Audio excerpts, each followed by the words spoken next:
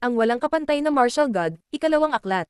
Kabanata 66, Supreme Demon Corps. Lin Feng, tumakbo ka, dali. Isa itong Supreme Demon Corps. Ang pinakamakapangyarihang Demon Corps ng Demon Corpses Hill. Sigaw ni Song Zuang kay Lin Feng. Tumakbo siya patagilid para makaiwas sa atake ng Supreme Demon Corps. Biglang nagbago ang ekspresyon ni Lin Feng. Tumingin siya sa mga dagwang mata sa langit, nakakatakot. Tumakbo. Alam ni Lin Feng na hindi ito ang tamang oras para maging matigas ang ulo. Mula pa lamang sa chi ng Supreme Demon Corps, madaling maunawaan na mayroon siyang lakas ng high-level Holy Emperor layer, at mayroon ding mataas na kakayahan sa pag-iisip. Muling kinuha ni Lin Feng ang shuttle at lumipad patungo sa kailaliman ng Demon Corpses Hill. Haha, manatili ka dito, bata. Sabi ng Supreme Demon Corps nang makita niyang sinusubukang makatakas si Lin Feng, nasabik na tumatawa. Inis kanya ang lugar na kinaroroonan ni Lin Feng gamit ang duguan niyang mga mata. May impresyon si Lin Feng na hihimatayin siya. Suray-suray siya at muntik nang bumagsak ang shuttle. Gusto mo pa bang lumaban? Sumama ka sa akin. Galit na sigaw ng Supreme Demon Corps. Lumitaw ang kanyang kaliwang kamay. May impresyon si Lin Feng na kayang pigilan siya ng Supreme Demon Corps sa pamamagitan lamang ng kapangyarihan ng kanyang mga mata. Kumurap si Lin Feng at biglang, nagkaroon siya ng impresyon na nabulag siya, ganap na malabo ang kanyang paningin. Makalipas ang kalahating minuto, naging normal muli ang paningin ni Lin Feng, ngunit naipit siya sa isang kuweba. Madilim ang kuweba, ngunit may ilang ilaw na kumikislap sa madilim na asul na dingding. Parang impyerno. Ibinaba ni Lin Feng ang kanyang tingin, nakita ang daan-daang bangkay sa paligid niya. Sa mga tuntunin ng pisikal na lakas, ang pinakamahina ay ang mga Saint Emperors, marami rin ang high-level Holy Kings. Napansin din ni Lin Feng ang ilang low-level Holy Emperors, ang kanilang mga katawan sa perpektong kondisyon. Dahan-daang naglakad si Lin Feng sa pagitan ng mga bangkay at siniyasat sila. Napagtanto niyang hindi sila naging mga bangkay ng demonyo. Ang pagnanakaw sa mga bangkay na ito ang pinakamagandang solusyon. Ngunit ito ay marahil ang kuweba ng Supreme Demon Corps, hindi man lang alam ni Lin Feng kung paano siya napunta rito. Hindi rin niya alam kung paano umalis. Haha, bata. Nandito ka rin para magnakaw ng mga bangkay, di ba? Sabi ng isang malakas na boses habang nag-iisip si Lin Feng, tumatawa ng malakas. Inangat ni Lin Feng ang kanyang ulo at nakakita ng silweta. Ang taong iyon ay hindi mukhang isang normal na tao.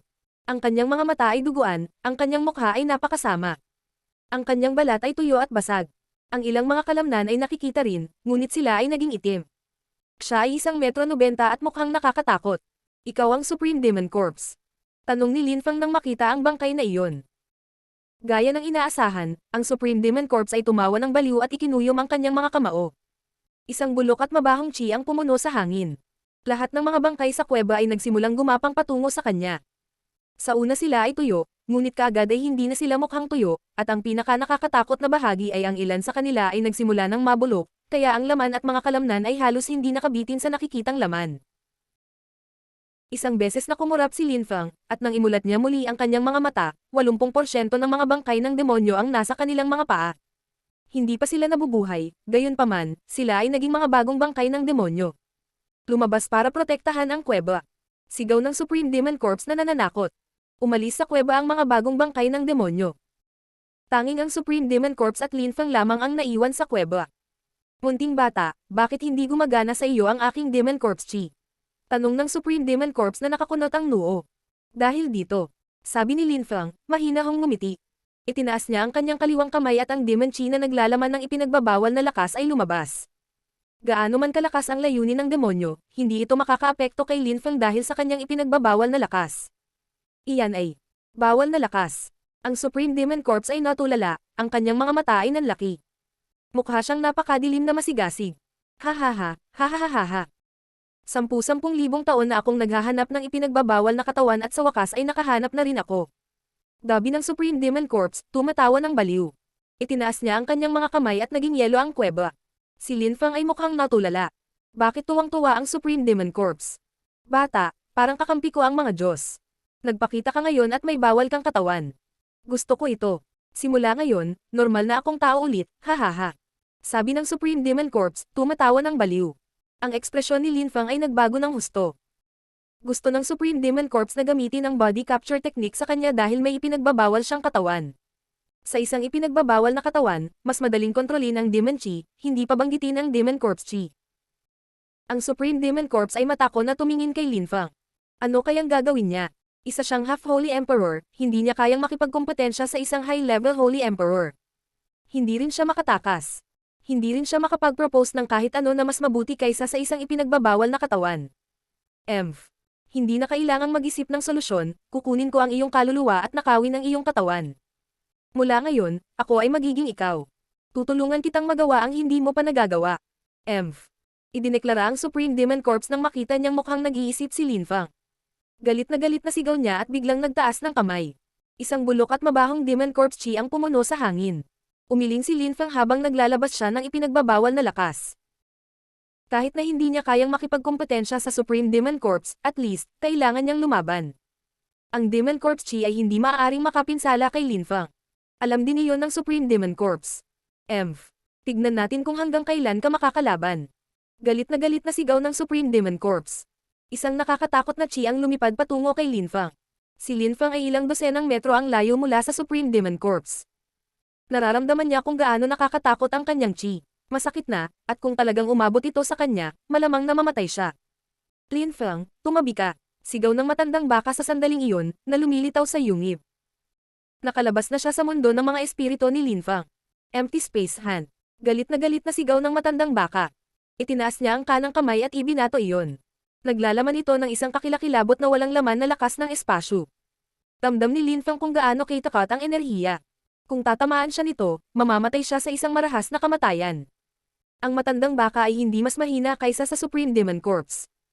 Supreme Demon Corps na may makakatulong pa kay Lin Fang. Mukha siyang nagtataka. Itinaas niya ang kanyang kaliwang kamay at itinapon ito habang pinakawalan ng chi. Nabangga ang kaliwang kamay niya sa kanang kamay ng matandang baka. Boom boom boom. Kotsa, kotsa, kotsa. Marahas na yumanig ang buong kuweba. Nalaglag ang ilang piraso ng kisame. Ang kuweba ay lubhang lumalaban, ngunit ang dalawang cultivator na iyon ay napakalakas. Haha. Matandang baka, anong ginagawa mo dito? Akala ko ba nasa Godly Grave ka naghahanap ng tagapagmana ng amo namin? Nang marinig iyon ni Lin Fang, siya ay lubos na namangha, at nagkaroon ng impresyon na siya ay hihimatayin sa kiginhawahan. Master Ox, iyon ay. Si Lin Fang ay nakatingin sa matandang baka na may pag-aalinlangan. Mahinahong ngumiti ang matandang baka. Pagkatapos ay itinuro niya ang Supreme Demon Corps at sumigaw. Iyon ay isa pa sa mga katulong ng aking amo, si Humo ang Supreme Demon Corps. Isa rin yan sa mga lingkod ng Star God. Napatulala si Lin Fang. So, napakalakas ng amo ng matandang baka. Lahat ng mga lingkod niya ay high-level Holy Emperors. Ibig sabihin, kailangang maging high-level Holy Emperor din si Master Ox. Hindi napigilan ni Lin Fang na mapabuntong hininga nang mapagtanto niya iyon. Noong siya ay isang tagapamahala sa kontinente ng Siyam na Ulap, inakala niyang siya ang pinakamalakas na cultivator sa lahat ng panahon, ngunit sa huli, siya ay isang kaawa-awang munting kataas-taasang Holy King, isang kalahating Diyos. Wala siyang ideya na may totoong Diyos sa kanyang panig. Demon King Ox, ito kaya? Sabi ng Supreme Demon Corps nang marinig niya ang pag-uusap ni Lin Fang at ng matandang baka. Mukha siyang nagdududa. Tumanggo si Demon King Ox at ngumiti sa Supreme Demon Corps. Sa katunayan, siya ang hinintay sa akin ng daan-daang libong taon sa Godly Grave, ang tagapagmana ng ating guro, si Lin Fang. Ang walang kapantay na martial god, ikalawang aklat. Kabanata 67, magandang oras para makalusot. Humo, hindi mo kasama ang aming Panginoon, bakit ka narito gumagawa ng mga boring na bagay? Nakangiting tanong ni Demon King Ox. Si Humo ay tumawa ng hindi mapigilan at sinabing, Old Ox, pinadala ako ng aming amo dito. Gusto niyang gawin kong mga bangkay ng demonyo ang lahat ng mga bangkay na ito. Pagkatapos nito, gusto niyang pumunta ako sa gitnang lungsod ng supranatural na rehiyon kasama ang mga bangkay ng demonyo at sirain ang mga sekta doon. Pagkatapos, malamang nalalabas ang ilang malalakas na cultivator, kaya magandang pagsasanay ito. Ang mga bangkay ng demonyo at ang mga cultivator ay pawang mga bayani. Kung sakaling magkaroon ng panganib, magagamit sila ng ating guro. Sabi ni Humo, itinaas niya ang kanyang kaliwang kamay at lumitaw ang tatlong upuang bato. Maupo ka, matandang baka, at munting Panginoon. Sabi ni Humo, pabirong nakangiti kay Lin Fang. Tumiti si Lin Fang ng neutral at umupo. Kaya, umiiral pa ba ang panganib? Tanong ni Demon King Ox, na mukhang malungkot. Mukhang abnormal na balisa si Humo, tumanggo siya at sinabing. Well, walang tiyak. Sinabi ng aming Panginoon na maaaring may mangyari, ngunit kung sakaling lumitaw ito muli, nais ng aming guro na subukan. Napakatapang ng amo natin. Master ko yan. Pagmamalaking sigaw ni Demon King Ox. Mukhang proud din si Humo. Ang kanyang balat ay maaaring tuyo o naagnas at naglaho ngunit nakikita pa rin ni Lin Fang na siya ay mukhang mapagmataas at magalang. Anong uri ng cultivator ang maaaring gumawa ng dalawang napakalakas na cultivator bilang kanyang mga lingkod? Sino ang Diyos na nagtalaga sa kanya bilang kanyang tagapagmana? Nagtataka si Linfang. Demon King Ox, nakita mo ba ang aming amo nang bumalik ka? Tanong ni Humo sa matandang baka. Tumanggo ang matandang baka at sinabi. Ginawa ko, sinabi niya sa akin na gawin ang lahat para matulungan si Linfang. Kaya naman hindi ako naglakas loob na bumalik sa Holy Shrine. Haha, napakamasunurin mo, good luck.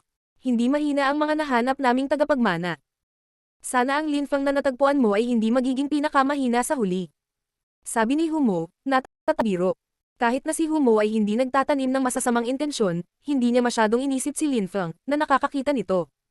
Humo, sino ang nahanap mong tagapagmana? Tanong ng Demon King Ox. Hindi ko pa masasabi sa iyo. Kapag kwalipikado na si Linfang na pumunta sa Holy Shrine, pag-uusapan natin itong muli.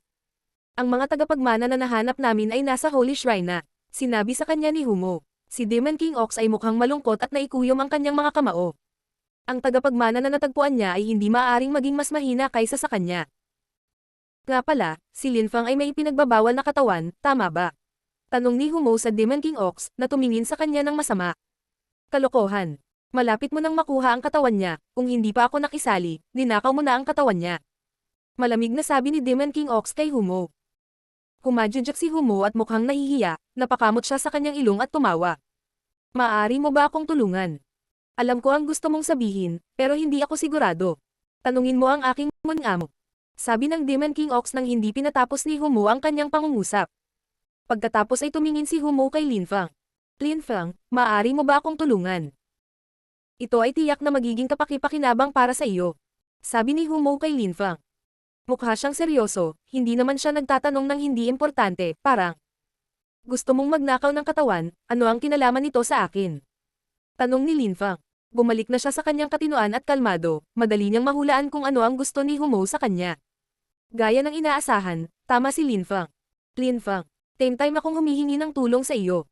Tulungan mo akong maging isang normal na tao muli. Sabi ni Humo na kinuyam ang kanyang mga kamao. Sumimangot si Linfang at tumingin kay Demon King Ox. Ang matandang baka ay tumingin sa ibang lugar, hindi gustong bigyan ng presyon si Linfang. Kung may sasabihin siya, kailangang sumunod si Linfang. Ngunit ito ay isang bagay na seryoso. Nais ni Humo na maging isang normal na tao, na nangangahulugang kailangan niyang linisin muna ang kanyang Demon Corpse Chi, at para doon kailangan niya ng ipinagbabawal na katawan.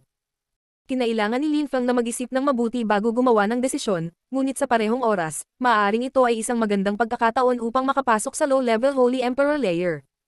Magiging mas malakas pa ba siya pagkatapos na masipsip ang Demon Corpse Chi? Kung tatanggapin mo, isinusumpa kong gagawin ko ang lahat para matulungan ka sa buhay. Sabi ni Humo nang makita niyang mukhang nag-aalangan si Linfang. Mukha rin siyang kinakabahan. Umiling si Demon King Ox, talagang nagdusa si Humo sa Demon Corpse Chi. Natukso si Linfang nang marinig niya si Humo, syempre.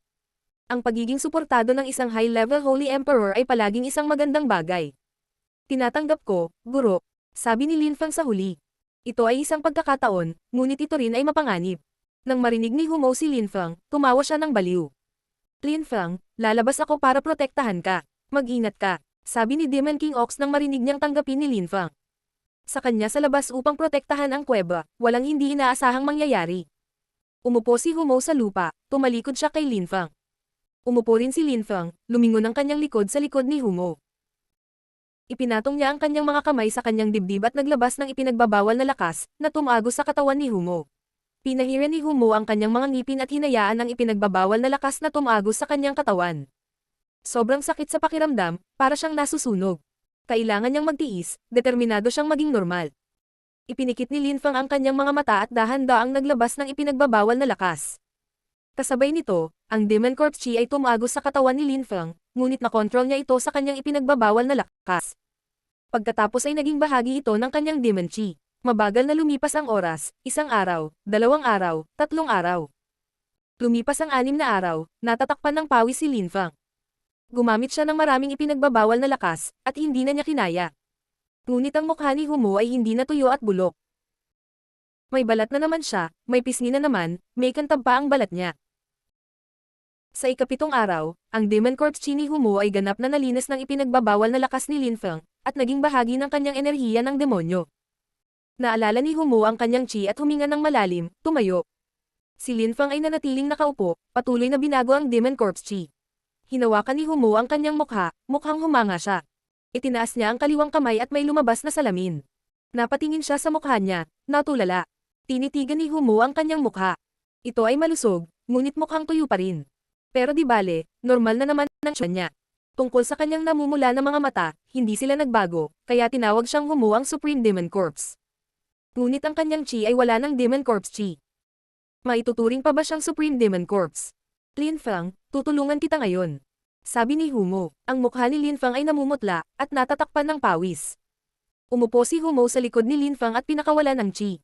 Binago ni Lin Fang ang karamihan sa Demon Corpse chi na kanyang nasipsip. Kailangan niya ng kaunting oras upang ganap itong baguhin. Galit na sigaw ni Lin Fang. Binuksan niya ang kanyang mga braso, gamulong ang chi mula sa kanya at itinulak si Humo palayo. Nagulat si Humo, nakalusot si Lin Fang at naging low-level Holy Emperor. Nakakagulat, kaya niyang itulak si Humo, isang high-level Holy Emperor, palayo. Ang itim na chi ni Lin Fang, kasama ang Demon Chi ni Humo, ay nagiging mas malakas, at ito ay naging antas ng 3 lakas ng demonyo. Phew! Ang ganda!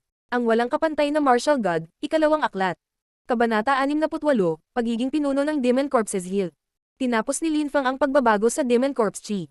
Naganya ito. Ang kanyang Demon Chi ay gawa sa Demon Corpse, Demon, at Demon Beast Chi, at naglalaman din ng ipinagbabawal na lakas. Huminga ng malalim si Lin Fang.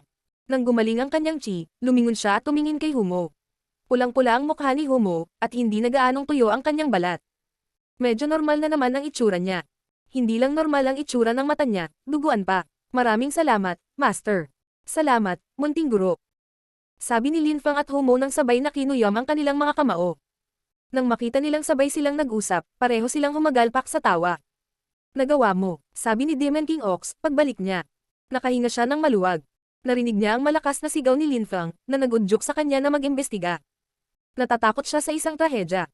Master Ox, nakalusot ako sa low-level Holy Emperor layer. Sabi ni Lin Fang, nakangiti sa matandang baka. Tuwang-tuwa si Master Ox. Lumalakas si Lin Fang, magandang bagay iyon para sa kanya. Oo, hindi masama. Sabi ng matandang baka, nakangiti at kinakamot ang kanyang balbas. Master Lin Fang, may isa pa akong hiling, sana matulungan mo ako. Sabi ni Humo, muling kinuyam ang kanyang kamao. Mukhang excited siya. Tumiti si Lin Fang at sinabi, Guro, pakisabi sa akin. Mula ngayon, pakiingatan ang Demon Corpses Hill. Ang teritoryo ay daan-daang li ang lapad. Mayroong milyon-milyong mga bangkay ng demonyo. Isang dosina sa kanila ay low-level Holy Emperors. Talagang makakatulong sila. Sabi ni Humo, umiling si Lin Fang at ngumiti ng pilit. Guro, nagbibiro ka siguro. Paano ko aalagaan ang Demon Corpses Hill? Ito ay iyong teritoryo. Paumanhin. Tugon ni Lin Fang, tumanggi.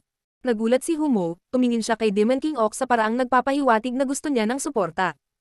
Umubo si Demon King Ox at lumapit kay Lin Fang. Lin Fang, natatakot ako na kailangan mong alagaan ang Demon Corpses Hill ngayon. Bakit? Tanong ni Lin Fang. Dahil hinigop mo ang Demon Corpse Chi. Ikaw na ngayon ang Panginoon ng mga bangkay ng demonyo. Paliwanag ng matandang baka. Nagulat si Lin Fang, at tumingin kay Humo. Tumiti si Humo na humihingi ng tawad. Master Lin Fang, patawarin mo ako. Hindi ko sinabi sa iyo yan dati. Kailangan mo ng Demon Corpse Chi para makontrol ang Demon Corpses Hill. Master Humo, ikaw ba? Tinuro siya ni Lin Fang. Hindi niya alam kung ano ang sasabihin.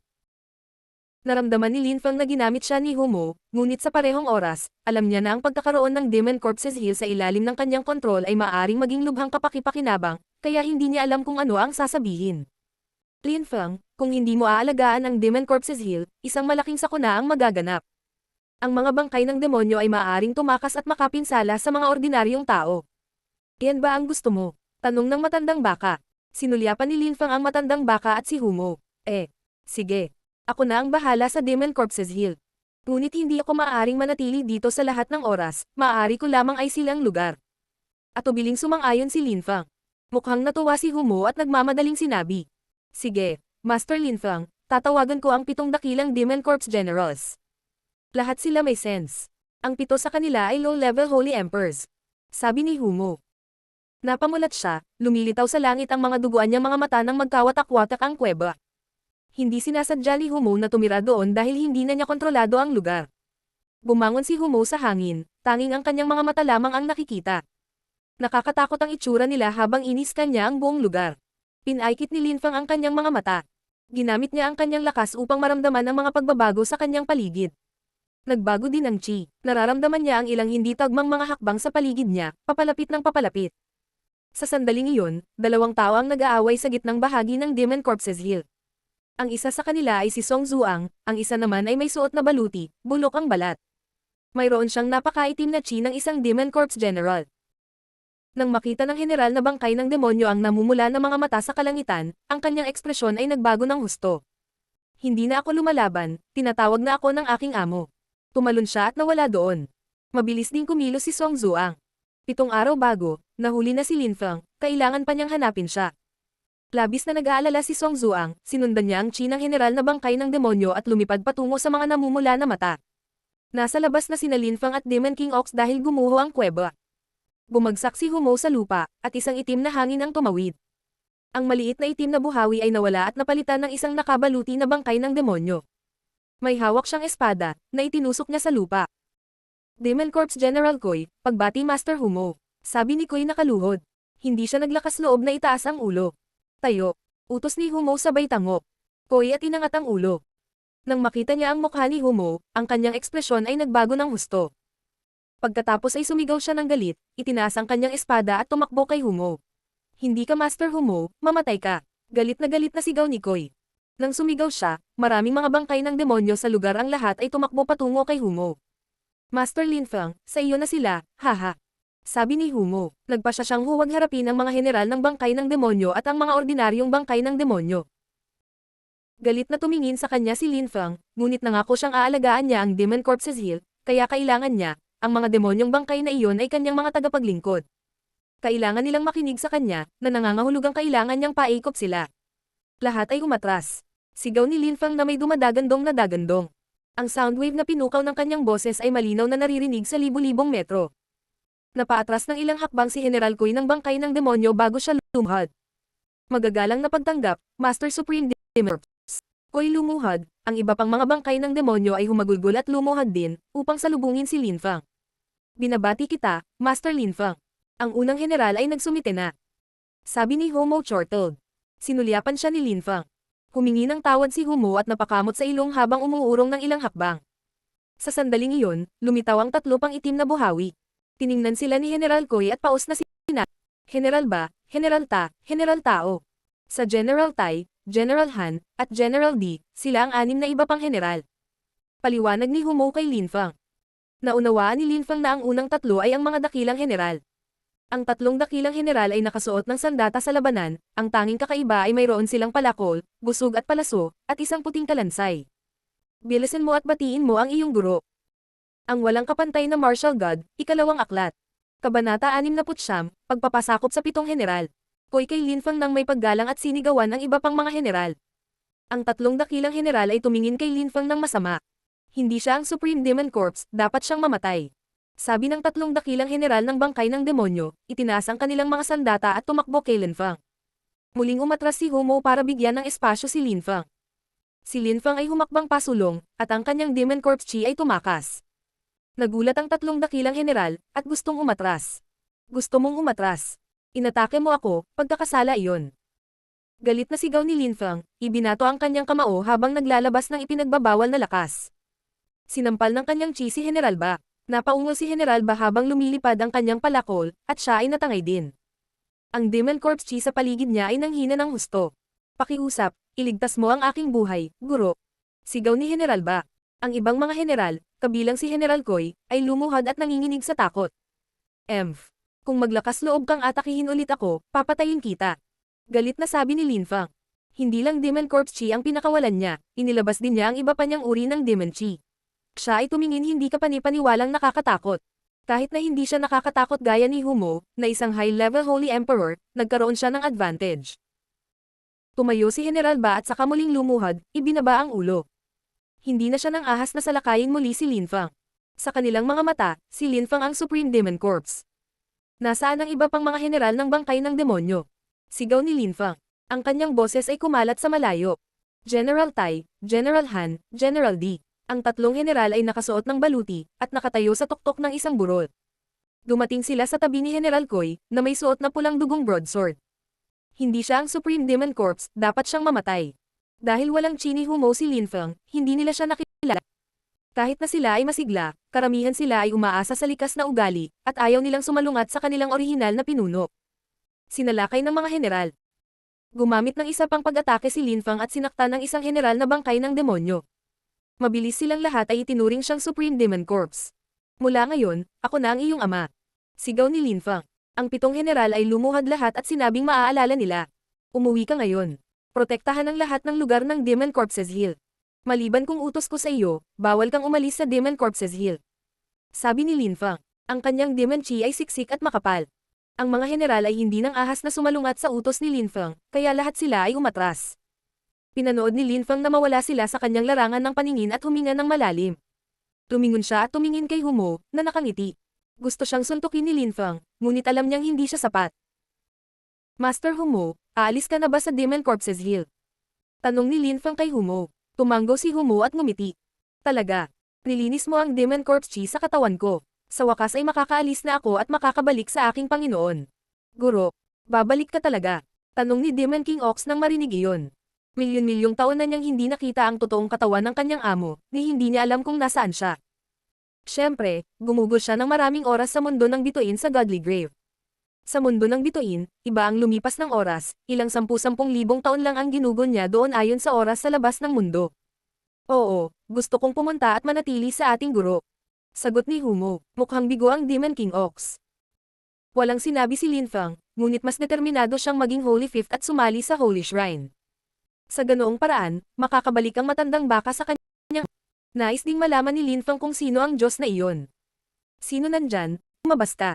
Sigaw ng Demon King Ox, habang iniisip ni Lin Feng. Pagkatapos ay inilabas niya ang kanyang kamao. Tumaas ang kanyang lakas sa isang agos. Inihanda din ni Humo ang kanyang kamao.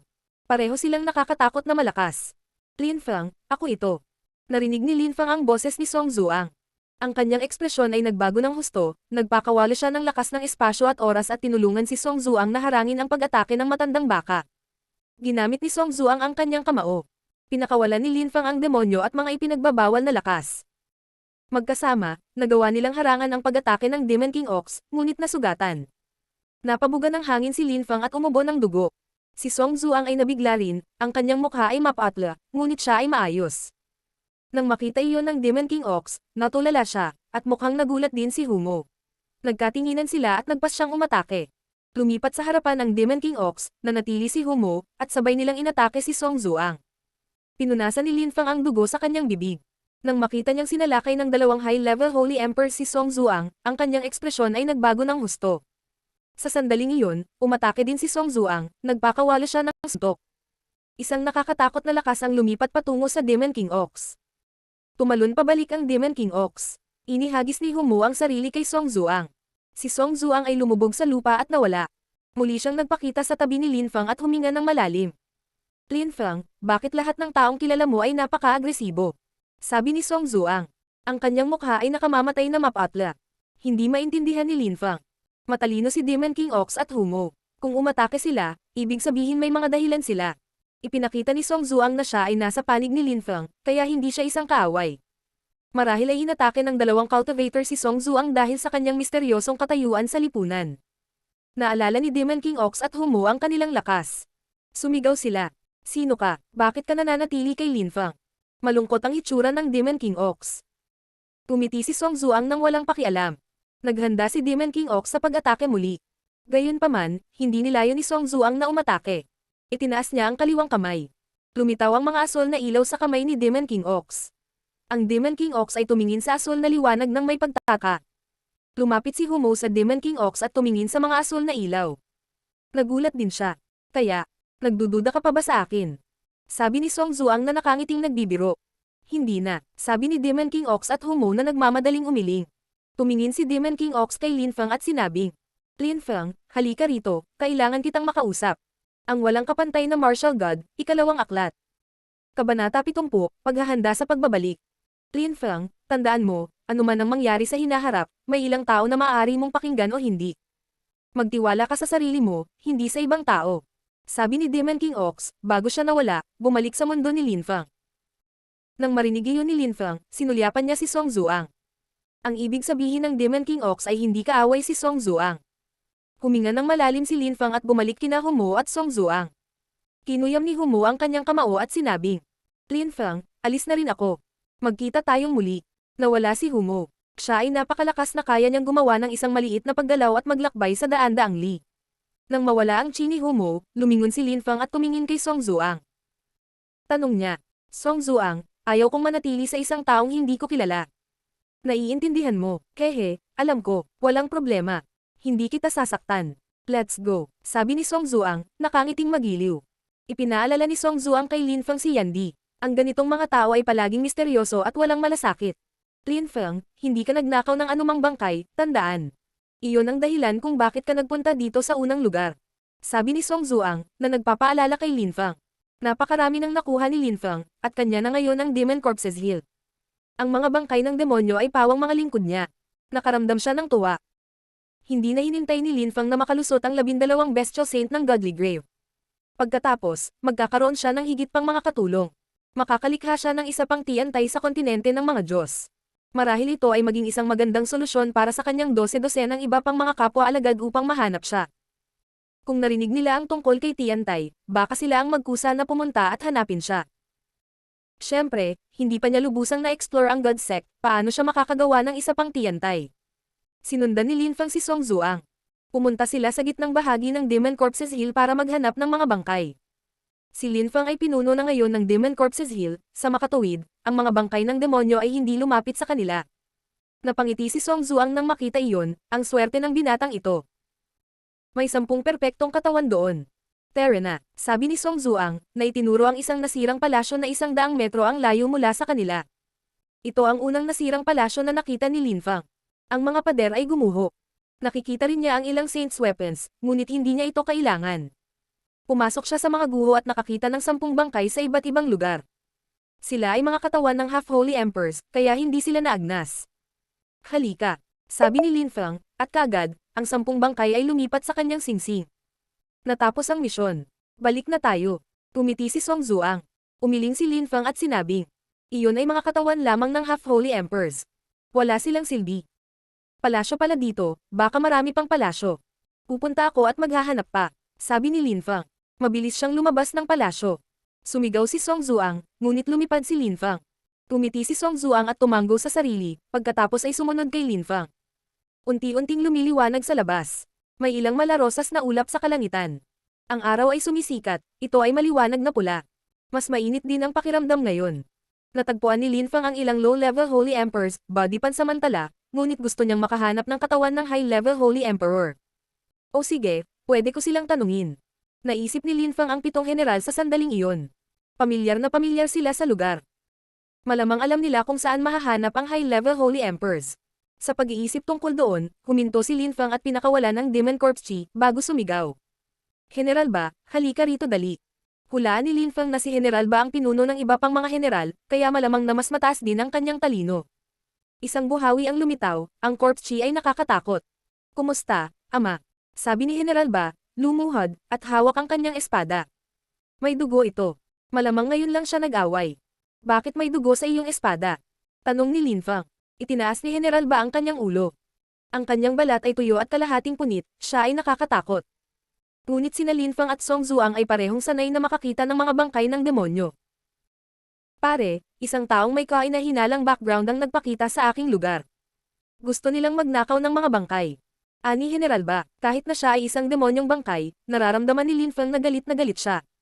Anong klaseng tao? Tanong ni Lin Fang. Tinatawag niya ang kanyang sarili na Holy Fourth. Sagot ni General Ba, tumawa si Lin Fang. Ginawa rin nila ang misyon. Bamantong hininga si Song Zuang. Tumanggo si Lin Fang. General Ba, tawagin mo ang ibang mga general, pumunta ka at labanan mo sila. Tandaan, huwag patayin ng sinuman, gawin lamang silang umatras. Pagkatapos, kunin mo ang mga bangkay na ninakaw nila at ibigay sa akin. Inutusan ni Lin Fang si General Ba. Masunuri namang tumanggo si General Ba at naging itim na buhawi muli. Tumiti si Lin Fang. Tumiti si Song Zuang ng pabiro. Lin Fang, kung alam iyon ng Holy Fourth Moda, ano ang iisipin niya? Hehe, magagalit siya.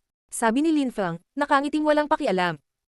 Kung alam ni Moda na tinawag akong ama, ng mga general na bangkay ng demonyo at sinabi ko sa kanila na paatras sila pagkatapos na nakawin ang kanilang mga bangkay, lilipad siya sa nag-aalab na galit. Sigurado. Napakabilis, lumitaw ang 7 general sa harap ni Lin Feng na may kasama pang mga bangkay.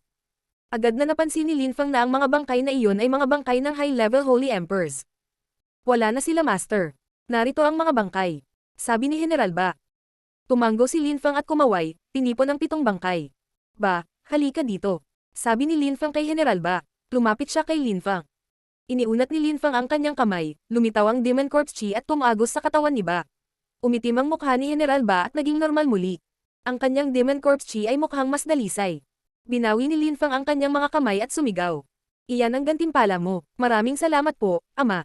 Sabi ni General Ba na ikinuyom ang kanyang kamao. Kayong 6, ipagpatuloy niyo ang trabaho. Kung patuloy kang magtrabaho ng maayos, gagantimpalaan din kita, naiintindihan mo. Sinabi ni Lin Feng sa 6 pang general ng bangkay ng demonyo. Ang 6 na iba pang general ay kinuyom ang kanilang mga kamao at magalang na tumingin kay Lin Feng. Pwede ka nang umalis.